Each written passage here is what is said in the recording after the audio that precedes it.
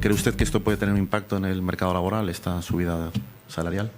Bueno, los informes no son concluyentes. De hecho, yo me he referido a los datos como ese instrumento que tenemos para poder tomar buenas decisiones y resolver, dar soluciones a problemas complejos. Yo he sido analista durante toda mi trayectoria profesional y académica y le damos mucho valor este Gobierno a los datos. En relación con esto, decía, no hay informes concluyentes. Es muy prematuro.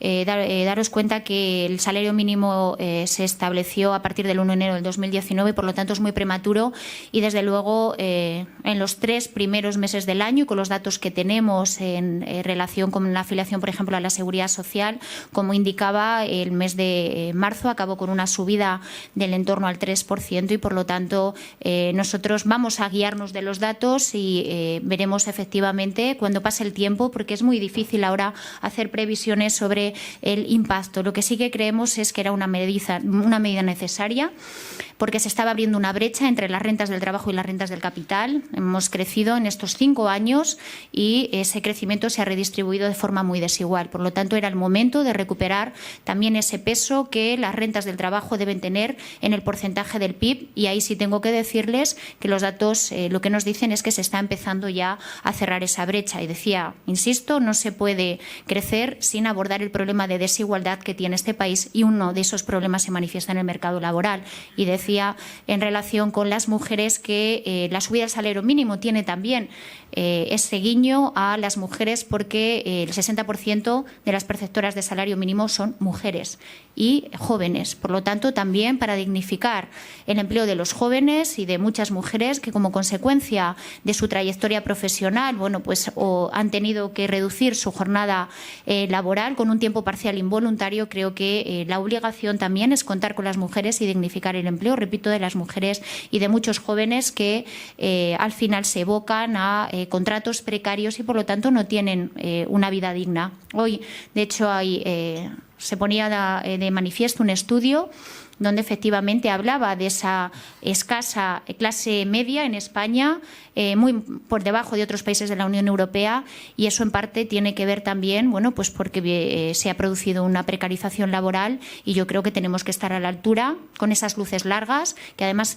las hemos tenido desde el principio. Todo el Gobierno estábamos convencidos que, a pesar de lo reducido de la legislatura, tendríamos que pensar en un proyecto de futuro, y creo que en eso hemos coincidido, y que el presidente tenía muy claro que trabajar en el corto plazo no soluciona los problemas. Tenemos que tener la vista larga para solucionar los problemas del corto, pero dibujar una trayectoria de largo para que esos desafíos poderlos abordar y convertirlos en oportunidades. Vale. Siguiendo en este ámbito de la inversión industrial, hablando en concreto de bienes de capital industrial, usted, nada más llegar al Ministerio, sufrió, ¿no?, la crisis de la empresa Vestas en su tierra, en Castilla y León, que es un ejemplo de manual, ¿no?, de una empresa multinacional que se deslocaliza buscando costes inferiores y más productividad. ¿Cómo se pueden evitar estos casos y crear un entorno que sea business friendly y a los inversores que quieran implantar un modelo en España?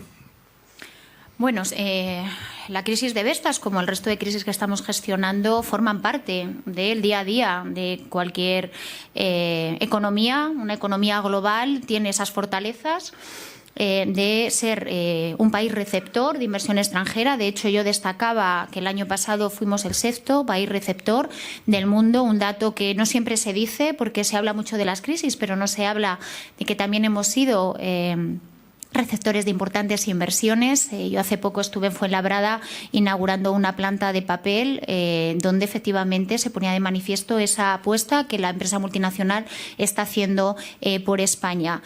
Decía que las crisis hay que gestionarlas. La diferencia entre anteriores gobiernos y este es que nosotros nos hemos puesto a gestionar, a ayudar a que esas deslocalizaciones se produjeran de una manera ordenada, por supuesto intentando garantizar el mantenimiento de la unidad productiva y de los puestos de trabajo, y creo que en el poco tiempo que hemos estado hemos conseguido salvar muchos puestos de trabajo. En Vestas se consiguió vender la planta y de hecho ya hay un proyecto de inversión que se está desarrollando. En el caso de CEMEX, que también es otra crisis que hemos gestionado, se están desarrollando proyectos de reindustrialización en las 2 plantas, en Lloseta y en Gádor. Caso de Minalcampo, donde además yo nací, acabamos ahora de también formalizar la venta de la empresa. Y como sabéis, estamos trabajando ahora con la crisis de Alcoa, que es muy compleja por las derivadas que tiene y sobre todo por el volumen de empleo que implica y, bueno, con responsabilidad. Hemos conseguido tener un horizonte hasta el 30 de junio, difícil en un momento en el que la empresa cerraba y se iba, y por lo tanto esa responsabilidad, como digo, de crear oportunidades, pero también de estar al lado de los trabajadores y las trabajadoras en momentos difíciles donde se producen deslocalizaciones. Creo que España es un país friendly con las multinacionales. El volumen, como decía, de inversión extranjera que recibimos todos los años así lo demuestra, y que tenemos que crear condiciones para que efectivamente esas multinacionales, pero también las pymes a las que hoy me he referido, de las que hablamos menos, pero que también necesitan del acompañamiento de las administraciones para mejorar su competitividad en un entorno global en el que los desafíos son muchos y por lo tanto tenemos que ser los mejores. Muy bien. Sobre temas de guerra comercial, ¿no?, que es un tema muy en boga hoy en día, bueno, la estrategia de algunos países es lógicamente la de proteger su industria, ¿no? Y sobre todo los puestos de trabajo que genera, ¿no? Esto es un discurso que lo compra mucha gente. La sociedad norteamericana lo ha comprado de tal forma que ha llevado el actual inquilino de la Casa Blanca piensa así y está creando, ¿no?, desarrollando políticas de proteccionismo y aranceles, ¿no? ¿Cuál es, bueno, esto lógicamente tiene un impacto en el tablero mundial a nivel comercial, y cuál es su opinión al respecto y cómo nos puede afectar esto como agentes a nivel internacional? Bueno, la opinión del Gobierno y yo como ministra de Comercio es que rechazamos las medidas proteccionistas. De hecho, yo tuve ocasión de visitar Estados Unidos en julio, tuve una reunión con el secretario de Comercio y parte de mi reunión era para, bueno, pues tratar de hacerles entender que aranceles que tenemos, como en el acero o el aluminio, nos estaban afectando de forma muy negativa. Hablamos también de otros elementos que sin duda afectan en un contexto en el que ya todos habíamos descubierto, ¿no?, que la internacionalización es una palanca para el desarrollo y que el sistema multilateral genera muchos más beneficios que, sin duda, amenazas. Por lo tanto, España y la Unión Europea defendemos un sistema multilateral. Tenemos un instrumento que es la Organización Mundial de Comercio, que por supuesto hay que modernizar para atender a los desafíos que se producen en este contexto, y esta será nuestra hoja de ruta: trabajar en un sistema multilateral en el cual efectivamente hay muchas amenazas, pero sin duda creo que volver al proteccionismo supone también restar, ¿no?, y no aprovechar la riqueza que tiene ese comercio multilateral. Decía, nosotros rechazamos sin duda los aranceles, y yo, que he visitado Estados Unidos y he hablado también, bueno, pues con los sectores empresariales, allí hay muchos sectores que también rechazan la política de Trump. Por lo tanto, creo que tenemos que buscar esa coherencia, dotarnos de esos instrumentos a través de la Organización Mundial del Comercio para, bueno, pues volver a un momento de tranquilidad. Y me decías que si estaba afectando, está afectando. De hecho, el crecimiento de la economía española del 2,6%, que es menor al que tuvimos en el año 2017, esas pocas décimas del PIB que ha crecido menos se deben a la ralentización del comercio exterior. Por lo tanto, recuperar la tranquilidad. Creo que tenemos espacios para negociar. El G20 es uno de ellos. Y que tenemos que volver a, bueno, a ese sistema multilateral que tantos logros nos ha dado y riqueza, y donde España, además, creo que tenemos muchas oportunidades con la internacionalización de nuestra empresa para seguir compitiendo con buenas garantías. Sí. Bueno, aunque ya más o menos por la respuesta se puede deducir la respuesta a esta nueva pregunta, es en concreto esta noticia que ha salido de Donald Trump, que quiere imponer a través de su oficina del representante del comercio de Estados Unidos unos aranceles de 11.000 millones de dólares a la empresa Airbus por las ayudas públicas que ha recibido de la Unión Europea en los 4 países que intervienen en la empresa Airbus.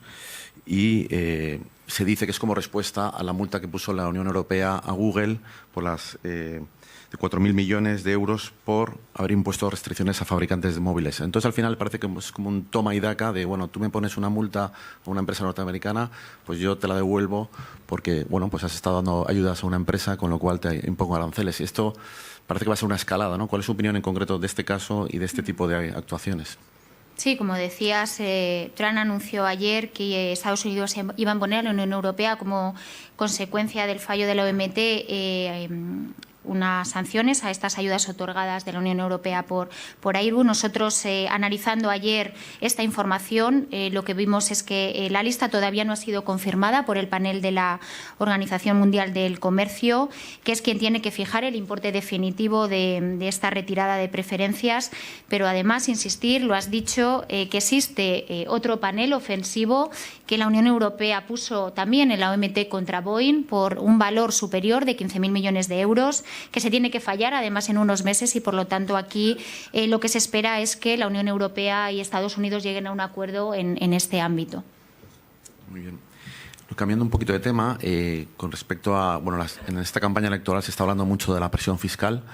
Ayer la ministra de Economía hablaba de que, bueno, pues la presión fiscal española es inferior a la media europea, que es un mensaje subliminal diciendo que se pueden subir los impuestos.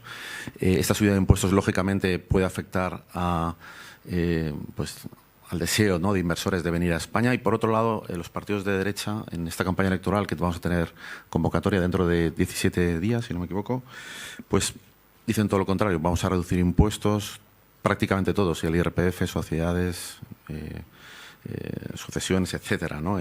¿Cuál es la postura del Gobierno en este sentido? ¿Usted cree que, lógicamente, con este programa más social de expansión en gasto social especialmente, y que llevará en consecuencia un aumento de la presión fiscal, puede suponer una barrera para inversores que vengan a España y que puedan buscar otras alternativas? ¿Cuál es su opinión? Bueno, nosotros hemos sido muy claros en cuanto a nuestro modelo y, de hecho, el presupuesto del 2019 clarificaba cuál era el ámbito en el que desde la política fiscal creíamos que había que desarrollar. Lo primero, creo que es importante clarificarlo, es que hay que modernizar nuestro sistema fiscal, hay que actualizarlo porque tenemos muchas lagunas y, de hecho, dos de los impuestos que nosotros recogíamos en los presupuestos del 2019 tenían que ver con los servicios digitales. Yo he hablado de intrusismo y no he dicho nada sobre la fiscalidad, pero sin duda en viviendas turísticas, por ejemplo, tenemos una laguna, y es que toda la informalidad que hay en viviendas turísticas se convierte en que no se está recaudando nada por una actividad económica. Luego hay que modernizar nuestra política fiscal, y eso lo hemos entendido desde el principio, encontrando esas lagunas para que todo el mundo pague derivado de una actividad económica, y la tasa Google, como así se ha llamado, es ese ejercicio de responsabilidad, porque efectivamente estamos grabando mucho aquello que ya el sistema fiscal recoge, y ahí tenemos pues muchas rentas del trabajo. Hablamos del impuesto de sociedades, donde nosotros lo que propusimos fue bajar 2 puntos el gravamen a la pyme y subírselo a las grandes compañías, y hemos sido muy claros. ¿Por qué decimos que necesitamos tener esa capacidad de recaudación? Porque nosotros estamos convencidos, y lo hemos hecho estos 10 meses, de que necesitamos reforzar nuestro estado de bienestar, y ello requiere de tener efectivamente unos ingresos para poder pagar este gasto social con responsabilidad. Yo creo que la bajada de impuestos, que algunos dicen que además luego en la materialización se convierte en decisiones contrarias. Conocíamos esta misma semana que en Andalucía se va a bajar o incluso eliminar el impuesto de sucesiones, pero por otro lado anunciaban también que van a aumentar las tasas en las escuelas infantiles. Por lo tanto, recortan derechos, pero luego hacen regalos a los ricos. En fin, creo que más que ruido, lo mejor es hechos. Nosotros hemos sido muy francos. Creo que hay capacidad para aumentar, lo decía la ministra Calviño, hasta 8 puntos la presión fiscal para nivelarla a la media que tiene la Unión Europea. Nosotros no hemos ido tan allá, somos responsables y queremos efectivamente acompañar esta subida de impuestos también con la generación de empleo y riqueza, repito, con esa responsabilidad que a un gobierno se le requiere, pero sin duda necesitamos mayor capacidad fiscal para atender desafíos, no solo desde el punto de vista social, también desde el punto de vista económico. Yo he hablado del acompañamiento que requiere la industria para hacer frente al desafío de la descarbonización, y ese acompañamiento requiere de inversiones. Cuando lo digo es porque efectivamente, aparte del sector de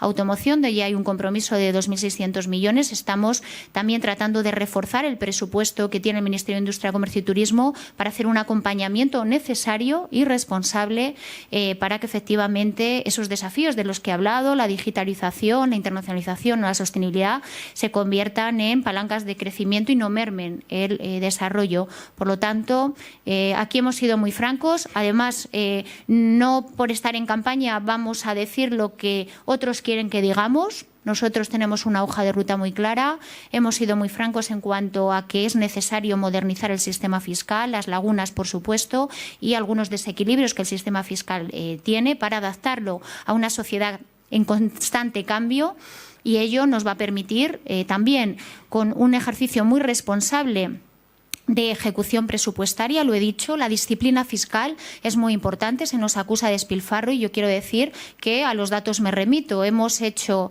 grandes avances sociales en estos 10 meses y lo hemos hecho reduciendo el déficit por debajo del 2,7, de hecho hemos cerrado en el 2,63, lo que demuestra que se puede tener disciplina fiscal con un modelo distinto.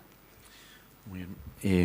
Siguiendo en el tema de la industria, usted lo ha explicado con mucha claridad, el tema de la transición ecológica, esas luces largas que es inevitable que hay que cambiar la industria, acompañando a la industria para ir yendo hacia un modelo de energías renovables, ¿no? Hay varias preguntas sobre esto, porque en este momento la realidad es que llevamos varios meses donde las ventas de coches están cayendo y también de exportaciones, aunque se mantienen.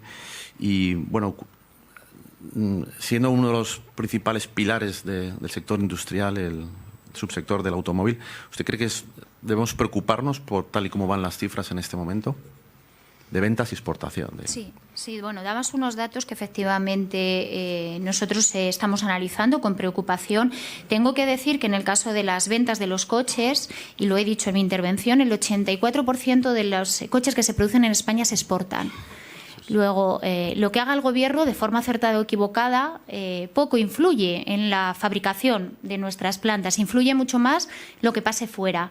¿Y qué está pasando fuera? Pues que está desacelerándose la economía alemana, la francesa, tenemos el Brexit y tenemos las tensiones comerciales. Y eso está afectando a nuestro sector exportador y el sector automovilístico es el segundo, junto con el agroalimentario, que más exportaciones en volumen desarrolla. Por lo tanto, tenemos que incidir también mucho y mirar mucho a lo que están haciendo otros, tanto en el ámbito de la desaceleración que se está produciendo, como también en el ámbito de esa transición hacia una economía descarbonizada, una economía verde. Insisto, lo que hagan otros nos afecta muchísimo por ese peso tan importante que nuestro sector tiene en el volumen de exportaciones.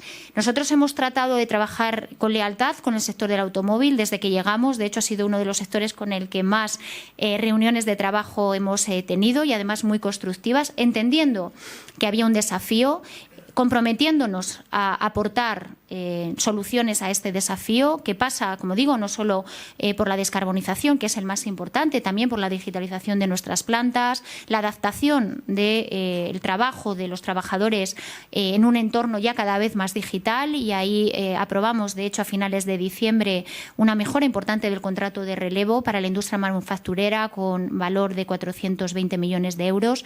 Y el plan que finalmente configuramos de apoyo, yo creo que es un plan ambicioso, un plan que da certeza, que es muy importante, a las plantas, de que ese acompañamiento del Gobierno ayuda también a clarificar las inversiones que tienen que venir.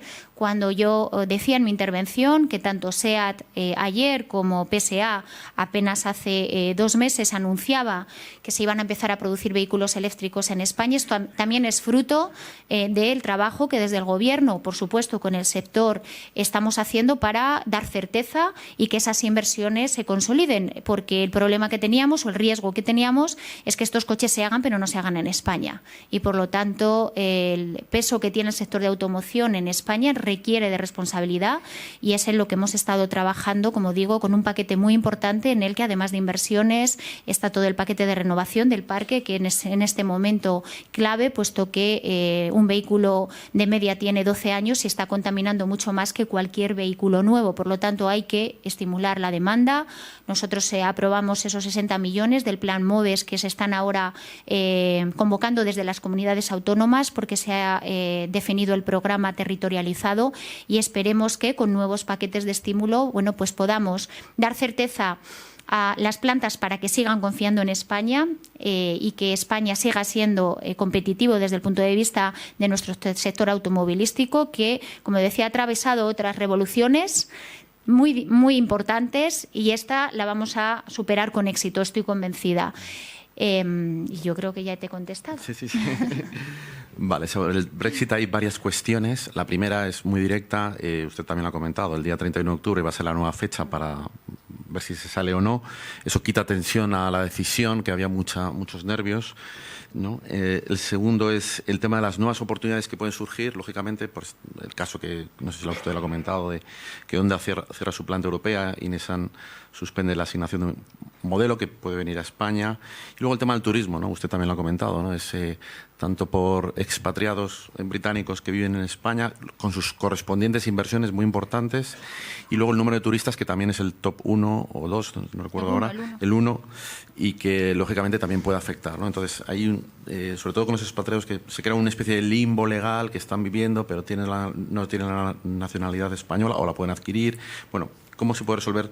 Entonces, son tres cuestiones, ¿no? Sí, bueno, creo que en mi exposición y he dedicado bastante a hablar de esto, puesto que efectivamente dentro de los desafíos que tenemos, bueno, no sé si el más importante, pero sin duda en mi ministerio es uno de los que más tiempo estamos dedicando, sobre todo para darle una respuesta a un desafío que para España, bueno, pues supone restar riqueza y empleo, puesto que, como bien habéis dicho, el Reino Unido es nuestro principal emisor turístico. El año pasado recibimos casi 19 millones de visitantes turísticos, y desde el punto de vista de las exportaciones y de las inversiones es nuestro tercer mercado. Por lo tanto, desde que llegamos nos pusimos a trabajar con mucha responsabilidad para clarificar efectivamente cuáles eran los mecanismos que teníamos que activar en el caso de que se produjera un Brexit sin acuerdo. Tenemos ya aprobado todo el paquete para dar respuesta a este desafío, desde el paquete legislativo, también todo el paquete logístico con, lo decía, un incremento de recursos materiales y humanos, y también la parte informativa, que en estos momentos es muy importante, sobre todo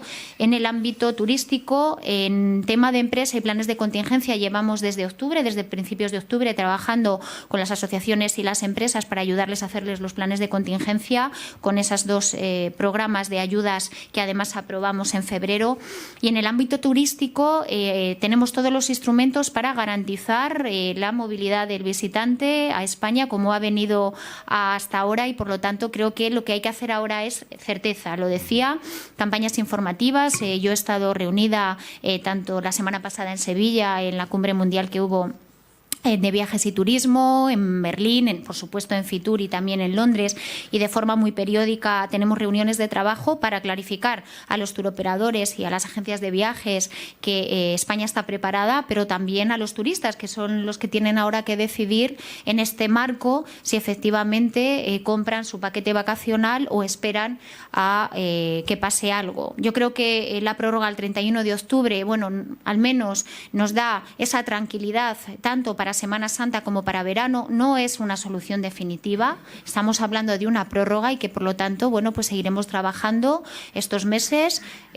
analizando las tendencias y dando respuesta. Como digo, ahora lo más importante desde el punto de vista del turista es la información, también para las empresas, pero para el turista la información, para que efectivamente tengan claro que en España, por supuesto hasta el 31 de octubre, pero si fuera el caso y finalmente esta prórroga no se pudiera desarrollar, porque tenemos que ver un poco esos requisitos que ha puesto la Comisión a May, si se cumplen o no, España está preparada, y en eso es lo que estamos ahora. Campañas informativas en los medios británicos, hablando con los turoperadores, porque efectivamente la decisión de compra la están tomando ya, y por lo tanto nosotros la tenemos que estimular.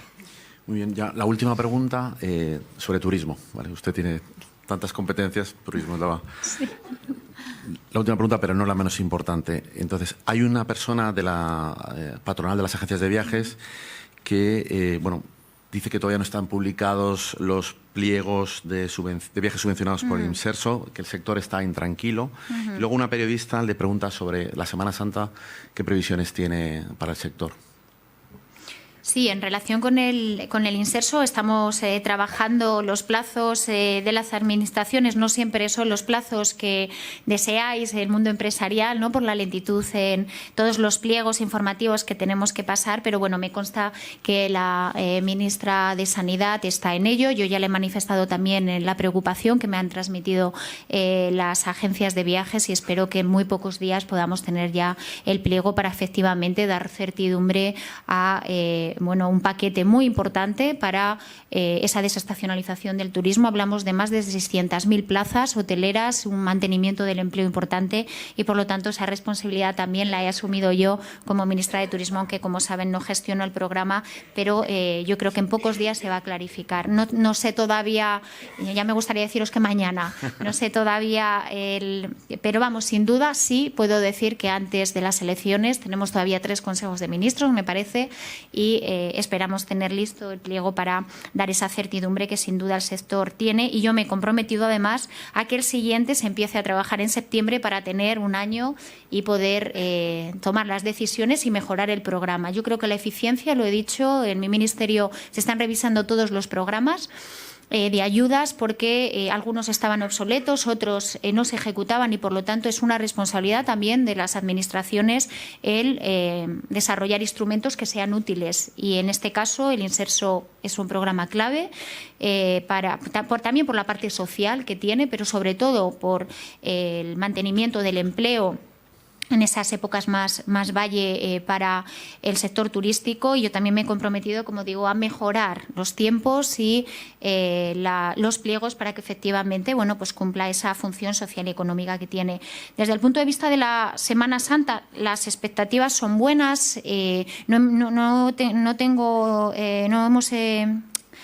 No he mirado la previsión que tenemos de Coyuntur porque no me ha dado tiempo, pero las expectativas son buenas. Lo que sí que tenemos es el balance de los 3 meses, tanto de Frontur como de Gatur, en cuanto a lo que ha pasado en el inicio del año, y el año ha arrancado bien. Incluso me sorprendió el último Fitur, he dicho yo Fitur, Frontur, donde aumentaba el volumen de británicos, puesto que veníamos viendo una disminución paulatina, lenta, pero paulatina en cuanto a el volumen de visitantes británicos, y la verdad es que siempre miro los mercados más relevantes y, como digo, el último dato de Frontur recogía un aumento de los visitantes británicos. Hemos tenido un invierno caluroso. Eso ha favorecido también que visitantes que buscan el calor, no solo sol y playas, sino la buena temperatura, hayan venido a España. Está aumentando también mucho el turismo interior, el turismo urbano, y eso se ve en los meses de enero-febrero, de los que tenemos datos. Yo creo que las previsiones son buenas porque la Semana Santa, cuanto más alejada está del periodo invernal, y en este caso va a ser en abril, con lo cual tenemos expectativas de tiempo que esperemos que se cumplan, y también una oferta desde el punto de vista turística, con todo lo que son la religión y las procesiones, que hace también muy atractivo a España para venir sin duda a vernos. Así que yo soy optimista pero prudente. Creo que en este caso, además, los que me conocen saben que yo siempre digo que, a pesar de que tenemos unos buenos datos, y lo he dicho, nosotros nos pusimos a trabajar en definir la gobernanza del modelo turístico, qué modelo turístico queremos, y claramente nosotros hemos apostado con el sector, de la mano del sector, por un modelo donde la calidad tiene que ser ese elemento tractor, buscar una diversificación de producto y destino. Estamos trabajando mucho en mercados lejanos, ese turismo de largo plazo, que todavía viene poco, y hablo por ejemplo de China, trabajando también con un problema que tenemos allí, que son los visados, y abrimos de hecho, no es una embajada, es un consulado, y hay mucho por hacer todavía. Y luego en producto estamos apostando mucho por el turismo MICE, el turismo congresual. España es un referente y hay un potencial importante. La gastronomía, de hecho tengo que decirles que en la plataforma de Google Arts and Culture España ha sido elegida como el país para hacer todo el despliegue de contenidos gastronómicos, es ya una realidad, así que les animo a que lo visiten. Son más de 400 millones los visitantes de esa plataforma, o sea que tenemos un escaparate estupendo para hacer de nuestra gastronomía también un producto turístico que lo es, atractivo para que nos vengan a visitar. Y luego el turismo, decía, urbano, el turismo interior va a ser también, está siendo ya una de las apuestas porque hay un margen ahí de crecimiento de un turista que le llaman cosmopolita, donde además de sol y playa, pues busca otras experiencias. Por lo tanto, creo que eso es importante y redefiniendo que es muy importante también la estrategia de marketing de Tour España, centrándola mucho más en lo digital. Estamos desplegando también, bueno, lo decía, con proyectos importantes como la red de destinos turísticos inteligentes o Digitour, que está aquí además el lobby, no sé si llamarlo así, del sector turístico con el que estamos trabajando y nos está ayudando mucho a desplegar también y utilizar la tecnología como herramienta de conocimiento y para tomar decisiones en materia turística. Muy bien. Me da la sensación que nos hemos quedado un poco cortos con el tema del turismo, pero es que no tenemos más tiempo, podemos saber más cosas. Es el problema de tener un ministerio con tantas competencias. Muchísimas gracias, querida ministra. También las gracias a CAF, a don Andrés, a Escribano, a don Ángel. Y pues, querida ministra, yo no sé si el año que viene podremos invitarla en calidad de ministra de Industria, Comercio y Turismo. Es la cuestión que está ahora en la mesa, quien lo sabe. Le deseamos lo mejor, a lo mejor la podemos invitar en este caso. Y gracias a todos por venir y un fuerte aplauso para doña Reyes Maroto.